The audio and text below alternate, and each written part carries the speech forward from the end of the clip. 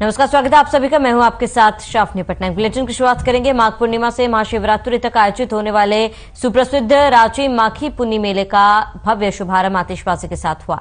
कार्यक्रम में मुख्यमंत्री भूपेश बघेल ने बतौर मुख्य अतिथि शिरकत की। कार्यक्रम की अध्यक्षता धर्मस्व, पर्यटन एवं गृह मंत्री ताम्रध्वज साहू ने की। समारोह में वन मंत्री मोहम्मद अकबर, रांची विधायक अमितेश शुक्ला, अभनपुर विधायक धनेन्द्र साहू, सिहावा विधायक डॉक्टर लक्ष्मी धुरव उपस्थित रहे। अतिथियों ने भगवान राजीव लोचन की प्रतिमा के समक्ष दीप प्रज्वलित कर पूजा अर्चना की और इस दौरान मुख्यमंत्री बघेल ने कहा कि राजिम को कमल क्षेत्र के नाम से जाना जाता है। माघी पुन्नी मेला के स्वरूप को बिगाड़कर पूर्ववर्ती सरकार ने कुंभ बना दिया गया था, जिनका खूब विरोध हुआ। हमने छत्तीसगढ़ में सत्ता की बागडोर संभालने के बाद इसके प्राचीन और गरिमामय स्वरूप को यथावत रखने के लिए संशोधन बिल लाए हैं। हमारी सरकार राज्यों की संस्कृति के संरक्षण और संवर्धन के लिए लगातार काम कर रही है।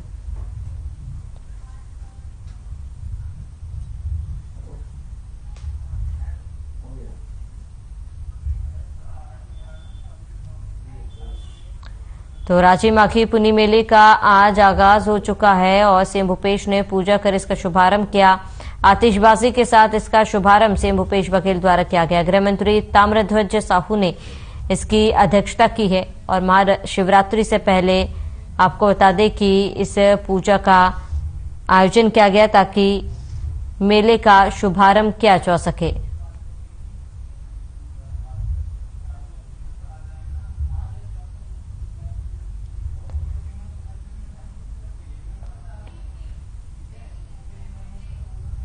वहीं मनेन्द्रगढ़ से इस वक्त की बड़ी जानकारी। राष्ट्रीय स्वयंसेवकों का पथ संचालन नगर के विभिन्न मार्गों से होकर निकला। बड़ी संख्या में लोगों ने स्वागत किया है। बड़ी खबर, अहम जानकारी आपको बता दें, पथ संचालकों पर महिला मोर्चा ने पुष्प वर्षा की है। सरस्वती शिशु मंदिर से पथ संचलन की शुरुआत हुई। नगर भ्रमण पर श्री राम मंदिर प्रांगण में खत्म हुई। बड़ी खबर, अहम जानकारी से आपको रूबरू कराते इस वक्त की बड़ी खबर, अहम जानकारी आपको बता रहे। मनेन्द्रगढ़ से राष्ट्रीय स्वयंसेवकों का पथ संचालन नगर के विभिन्न मार्गों से होकर निकला और बड़ी संख्या में लोगों ने इसका स्वागत किया। बड़ी खबर, अहम जानकारी, पथ संचालकों पर महिला मोर्चा ने पुष्प वर्षा की है। नगर भ्रमण कर आपको बता दें, पथ संचलन का आरंभ। राष्ट्रीय स्वयंसेवकों का पथ संचालन नगर के विभिन्न मार्गों से होकर निकला है और बड़ी संख्या में लोगों ने स्वागत किया। बड़ी खबर, पथ संचालकों पर महिला मोर्चा ने भी पुष्प वर्षा की और नगर भ्रमण कर आपको बता दें, पथ संचालन का शुरुआत किया गया। राष्ट्रीय स्वयंसेवकों का पथ संचालन नगर के विभिन्न मार्गों से होकर निकला है। बड़ी संख्या में लोगों ने इसका स्वागत भी किया। पथ संचालकों पर महिला मोर्चा ने पुष्प वर्षा की। नगर भ्रमण कर श्री राम मंदिर प्रांगण में पहुंचे पथ संचालक। तो बड़ी खबर, अहम जानकारी, नगर के विभिन्न मार्गों से होते हुए पथ संचालक गुजरे, जिनका जोरदार स्वागत किया गया। पथ संचालकों पर महिला मोर्चा ने पुष्प वर्षा की। नगर भ्रमण कर श्री राम मंदिर पहुंचा पथ संचालक।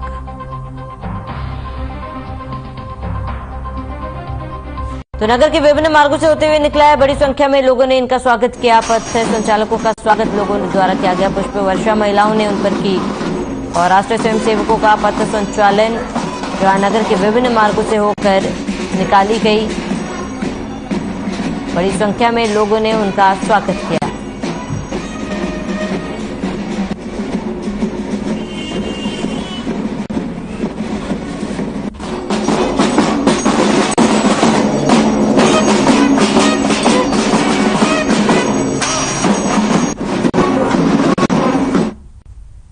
केंद्र बजट 2023 के अंतर्गत बजट पर चर्चा कार्यक्रम में बीजेपी दुर्ग जिला कार्यालय में पूर्व मंत्री और बीजेपी नेता अमर अग्रवाल ने प्रेस को संबोधित करते हुए कहा कि बजट केवल एक साल के लिए ही नहीं बल्कि देश की भावी योजना को तय करने वाला बजट है, जहां पूरे विश्व मंदिर से ग्रस्त है और वहां पर व्यक्ति के हिसाब से बजट होना अपने आप में एक उपलब्धि है।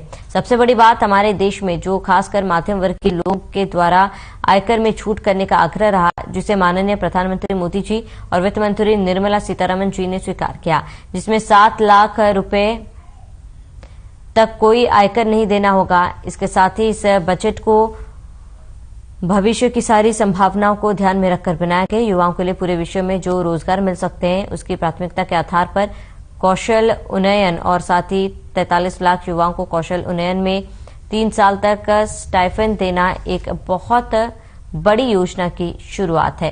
महिलाओं के लिए 2 साल तक महिला सम्मान विकास योजना, जिसमें उन्हें 7.5% की दर पर उन्हें ऋण, इसके साथ ही सबसे ज्यादा रोजगार देने वाले सूक्ष्म, लघु और मध्यम उद्यमों का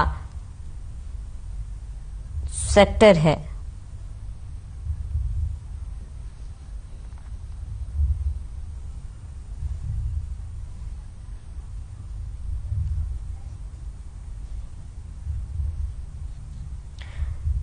तो बजट ने देश के सुनहरे भविष्य की नींव रखी। अमर अग्रवाल ने प्रेस कॉन्फ्रेंस की। प्रेस कॉन्फ्रेंस कर उन्होंने इस बात की जानकारी दी और बजट ने देश के सुनहरे भविष्य की नींव रखी है। जहां बीजेपी नेता अमर अग्रवाल ने प्रेस कॉन्फ्रेंस की और प्रेस कॉन्फ्रेंस में केंद्र बजट की तारीफ की गई है।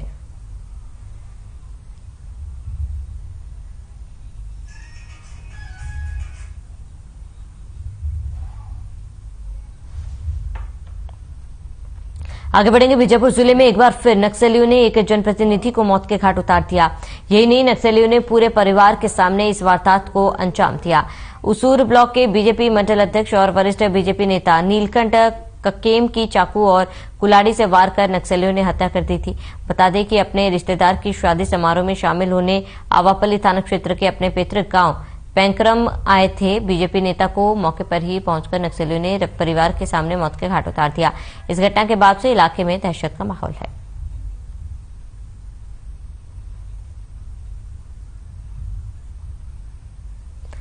तो बीजेपी नेता की बेरहमी से हत्या कर दी गई थी और इस घटना से परिजनों में कोहराम मच गया। नक्सलियों ने बीजेपी नेता को मौत के घाट उतारा था।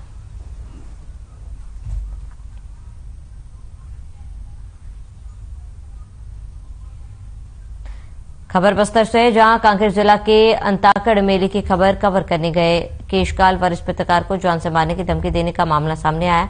बता दें कि राष्ट्रीय हिंदी न्यूज चैनल हर खबर बस्तर संभाग ब्यूरो चीफ अंतागढ़ मेले की खबर कवर करने गए थे, जो अंतागढ़ के ही एक पत्रकार ने ब्यूरो चीफ विनीत सक्सेना को खबर कवर करने से रोका था। कहा कि अगर खबर कवर करनी है तो खर्चा पानी देना होगा। साथ ही जान से मारने की धमकी भी दे दी। वहीं पुलिस ने इस मामले पर तत्परता दिखाते हुए धमकी देने वाले आरोपियों को गिरफ्तार कर लिया। वहीं 2 आरोपी अभी भी फरार है। मामले को लेकर SC/ST समाज के प्रमुखों ने SDOP को ज्ञापन सौंपा है।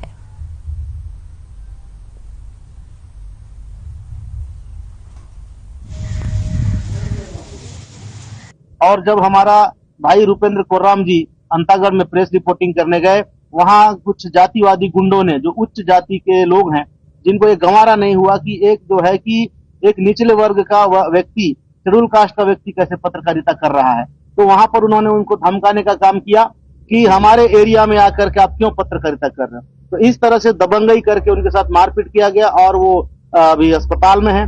हम लोग अभी कलेक्टर ऑफिस जाने वाले हैं, SP ऑफिस भी जाएंगे और जो दोषियों के खिलाफ में, जो रूपेंद्र कोर्राम जी के साथ घटना हुई है, उनके दोषियों के ऊपर कड़ी कार्रवाई करने के लिए बोलेंगे।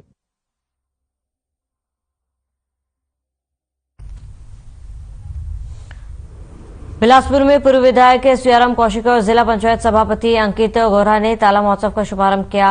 वहीं बिल्हा ब्लॉक के दगोरी ग्राम पंचायत के पास गांव ताला में रुद्र महाशिव भगवान का महोत्सव हर साल की तरह इस साल भी पूरे जोरों शोरों से मनाया गया। इस महोत्सव का शुभारंभ मुख्य अतिथि पूर्व विधायक सियाराम कौशिक ने की।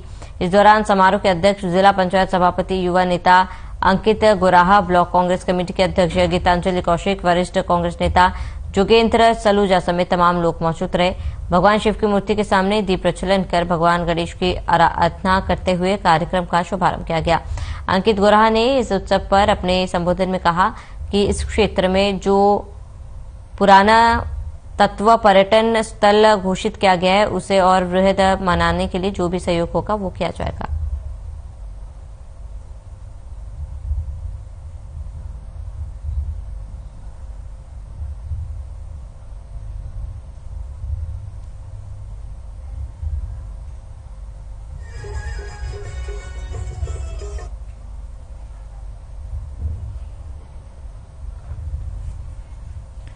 बीजापुर में आंगनवाड़ी कार्यकर्ताओं की हड़ताल 14 दिनों से जारी है, लेकिन अब तक किसी भी शासकीय अधिकारी ने कार्यकर्ताओं से मिलने के बारे में नहीं सोचा।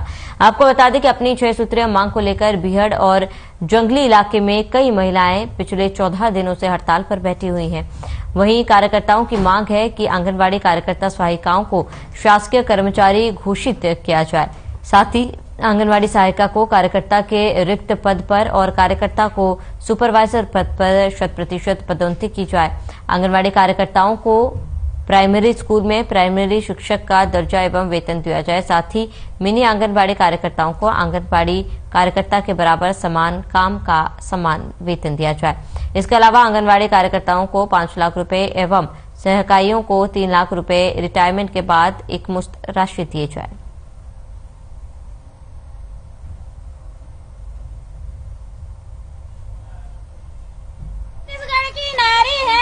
आज 15वां दिन हो गया बैठे हैं, आज तक कोई नहीं आ रहे, हम लोग का हाल चाल पूछने भी नहीं आ रहे हैं। तुम लोग कैसा कर रहे हो, तुम्हारे मांगे क्या है, कुछ भी कोई भी पूछने नहीं आ रहा है। ना विधायक आ रहे हैं, ना उनके संगी साथी लोग आ रहे हैं, सदस्य लोग जो भी हैं वो कोई नहीं आ रहे हैं। ना हमारा हाल चाल पूछ रहे हैं, तुम लोग जिंदा हो कि मर गए ये भी पूछने नहीं आ रहे हैं। लेकिन हम मर भी जाएंगे, यहाँ से उठेंगे नहीं। तो 6,500 में हम अपना परिवार को पालेंगे, अपना पेट भरेंगे। हम क्या कर सकते हैं 6,000 में? 6,000 में हम लोग पूरे परिवार को भी पालन पोषण करना है, अपना भी जिंदगी जीना है। अगर कोई बीमार सीमार वाले हम कार्यकर्ता हैं, हमको गोली दवाई के लिए भी वो पैसा नहीं पूरता है। ऐसे में हम क्या कर सकते हैं?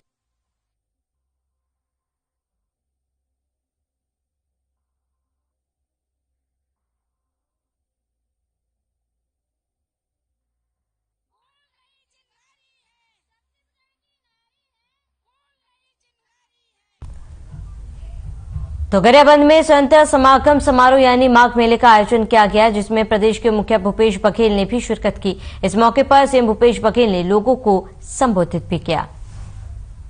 गुरु कबीर साहेब की साहेब बंदगी, पंथी हुजूर प्रकाश मुनि नाम साहब, आचार्य कबीर पंत दामाखेड़ा, नवोदित वंशाचार्य उदित मुनि नाम साहब, डॉक्टर गुरु गोस्वामी भानु प्रताप साहब, आदरणीय गृह मंत्री बड़े भैया ताम्रध्वज साहू जी, वन मंत्री भैया मोहम्मद अकबर जी, स्थानीय विधायक भाई श्री रतन शर्मा जी, बेमेतरा के नौजवान विधायक भाई आशीष छावड़ा जी, प्रकाश पटेल जी, प्रमोद साहू जी, विजय महन जी और देश के कोने कोने से आए, हमारे प्रदेश के सभी जिलों से आए कबीर पंथ के मानने वाले कबीरपंथी सभी भाइयों बहनों, युवा साथियों, प्यारे बच्चों, बहुत सारे साथी, सभी राजनीतिक दल के लोग भी आए हैं। हमारे साथ भी हमारे सब साथी उपस्थित है, मैं सबको नमन करता हूं। साथ ही हमारे जिला प्रशासन, पुलिस प्रशासन के लोग भी, अधिकारी कर्मचारी गण भी आए हैं।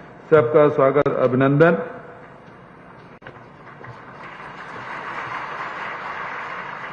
दामाखेड़ा वैसे जब से हम लोग आना शुरू किए उसके बाद से क्रम टूटा नहीं है। जैसा कि पहले बताया गया शर्मा जी के द्वारा, जब कोविड काल था तभी कार्यक्रम आयोजित नहीं हो पाया था और तभी हम लोग नहीं आए, अन्यथा लगातार साहब के दर्शन करने के लिए, उन्हें नमन करने के लिए, आशीर्वाद लेने के लिए हमेशा हम लोग आते रहे हैं। आज भी ये पावन अवसर मिला, प्रकाश मुनि नाम साहब, नवोदित साहब के भी और डॉक्टर साहब के भी दर्शन के साथ साथ आप सबका भी दर्शन प्राप्त करने का सुअवसर मिला। और बड़ी कृपा है प्रकाश मुनि नाम साहब के, उन्होंने आग्रह पूर्वक हम लोगों को आमंत्रित किया, उनका आशीर्वाद तो मिला, आप सबका भी दर्शन करने का अवसर मिला। जब भी प्रकाश मुनि नाम साहब से मिलते हैं कोई न कोई नई बात हम लोगों को सुनने को मिलता है। आज भी कितनी अच्छी बात कही। कबीर जी जिस चौराहे में खड़े हैं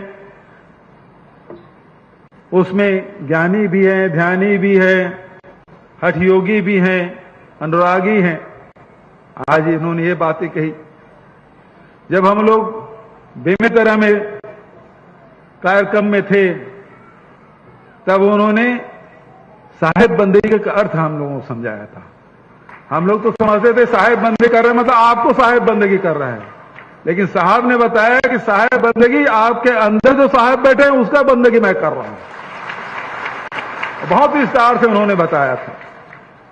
तो जब भी हम लोग मिलते हैं कोई नई बात, नई ज्ञान की बात हम लोगों को सीखने की मिलती है। तो मैं पुनः नमन करते हुए अब 5 दिन से लगातार आप लोग सत्संग कर रहे हैं, तो कोई बात ज्ञान की मैं नहीं करूंगा। कबीर जी के बारे में आप सब मुझसे ज्यादा जानते हैं क्योंकि आप कबीर पंथी हैं। कबीर को आपने सुना है, कबीर को आपने पढ़ा है, कबीर को आपने गुना है और कबीर को आपने आत्मसात किया है। और यही कारण है कबीर पंथियों की अपनी अलग पहचान है।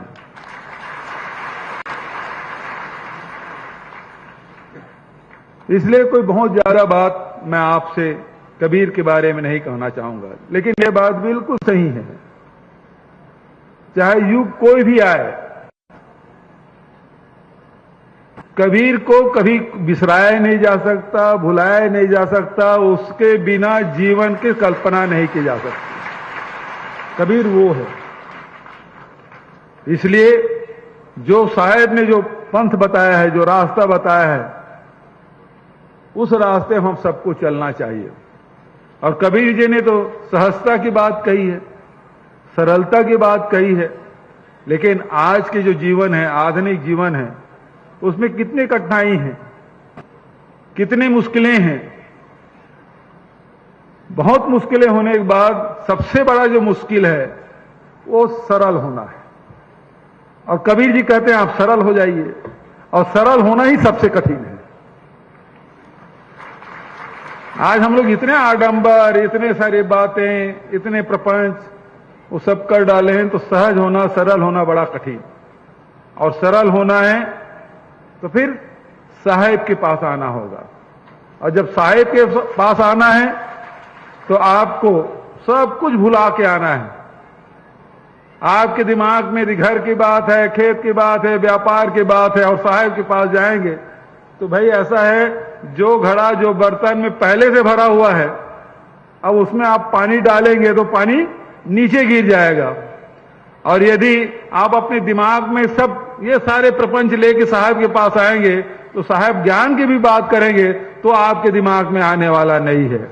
और इसीलिए कहा संत मिलन को जाइए तज माया अभिमान, और ज्यों ज्यों पग आगे बढ़े कोटिन यज्ञ समान। तो संत के पास आपको जाना है तो सब कुछ दिल दिमाग बिल्कुल खाली होके जाना है, क्योंकि बर्तन खाली रहेगा तभी उसमें पात्र में कुछ डाल पाएंगे। तो आप गुरु के पास जा रहे हैं, साहेब के पास जा रहे हैं, तो ये सब चीजें बाहर छोड़ के आइए, दामा खेड़े के बाहर छोड़ के आइए। और उसके बाद साहब के पास आएंगे तो आपको ज्ञान भी मिलेगा, आशीर्वाद भी मिलेगा।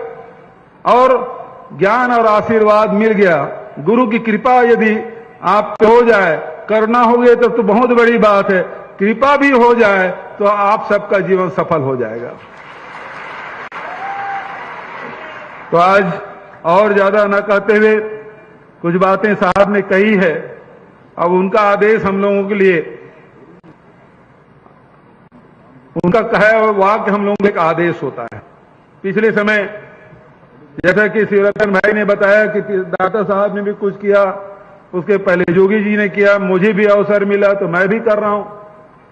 मेरा तो उद्देश्य यही है कि छत्तीसगढ़ में जितने भी हमारे धार्मिक स्थल है, सांस्कृतिक कार्यक्रम है, वो सबको हम लोग अच्छा से बनाएं, जो आकर्षक हो, आने वाले यात्रियों को सुविधा मिले, किसी प्रकार की कोई तकलीफ ना हो, चाहे वो दामा खेड़ा की बात हो, चाहे वो बेमेतरा में, जगह का नाम भूल रहा हूं, लोलेसरा की बात हो, चाहे आज राजिम पुन्नी मेला है, वहां भी हम लोग जा रहे हैं, उसको संवारने की बात हो, तो जितने भी पर्यटक स्थल है, धार्मिक स्थल है, जो भी यात्री आए वो उसके लिए सुविधा भी होना चाहिए, और जो भी हमारे आस्था का केंद्र है उसके सौंदर्यीकरण करने के लिए, विकसित करने के लिए कोई कमी हम लोग नहीं छोड़ रहे हैं। तो हमारा प्रयास लगातार यही है। तो साहब के आदेश से बढ़िया सरोवर बनाने की बात है, 20 करोड़ के टेंडर हो चुका है, साहब की निगाह में है, और इसलिए ताम्रध्वज भैया बिल्कुल फूक फूक के कदम रख रहे हैं। भाई हम लोग तो कबीरपंथी नहीं है, लेकिन वो कबीरपंथी है ताम्रध्वज भैया। हम लोग कबीर को मानते हैं, लेकिन वो तो कबीर पंथ के हैं। अब उससे हम लोग गलती करेंगे तो साहब से माफी भी मांग लेंगे, उससे गलती तो क्षम्य भी नहीं है। इसलिए अब चूंकि वर्क ऑर्डर हो गया है तो तेजी से काम होना चाहिए। जो साहब यहीं निवास कर रहे हैं तो उनकी निगाह में हमेशा रहेगा, और बढ़िया बनना चाहिए, सुंदर बनना चाहिए, ताकि देश दुनिया के लोग आए तो कहे कि दावा खेड़ा में कबीर सरोवर बना है, वो बहुत सुंदर है। दूसरी बात, यहां धर्मशाला की बात है, तो धर्मशाला की भी मैं घोषणा करता हूं, एक बढ़िया धर्मशाला बने कि यात्रियों को रुकने की सुविधा हो। स्कूल की बात है तो शिक्षा सबसे जरूरी है, अक्षर ज्ञान भी जरूरी है। अब हम लोग तो सदगुरु के पास आए हैं, ज्ञान की बात अलग है, अक्षर ज्ञान दूसरी बात है, लेकिन वो भी बहुत जरूरी है।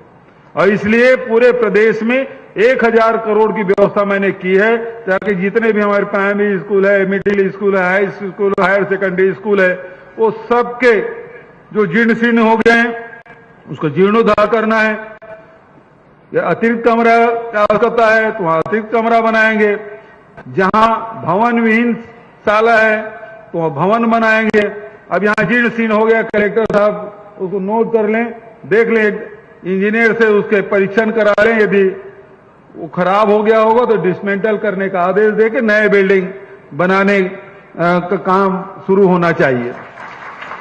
और अंत में साहब ने जो बात कही है कि पर्यावरण हमारे लिए बहुत महत्वपूर्ण है, और हम सब के लिए, आप सब देखे हैं अभी कोरोना काल में ऑक्सीजन का क्या महत्व है, सब लोग समझ गए।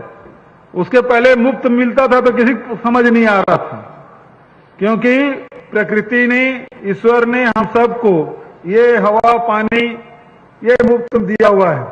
लेकिन जब कोरोना काल आया तब समझ आया ऑक्सीजन की कीमत क्या है। वैसे तो नाक दबा दो तो 1 मिनट में समझ आ जाएगा, लेकिन जितने कोरोना में दिल्ली वाले प्रभावित हुए उतना देश में और कोई प्रभावित नहीं हुआ। ऑक्सीजन के मारे हाय तौबा, कोई गाड़ी में ऑक्सीजन लगाए घूम रहा है, कोई लाइन लगाया हुआ है। छत्तीसगढ़ में वो स्थिति नहीं आई, लेकिन ऑक्सीजन बहुत महत्वपूर्ण है। शुद्धता भी होना चाहिए, शुद्ध यदि हवा ना हो तो फेफड़े खराब होने की संभावना है, और फेफड़ा ही नहीं खराब हो गया तो फिर शरीर का क्या है।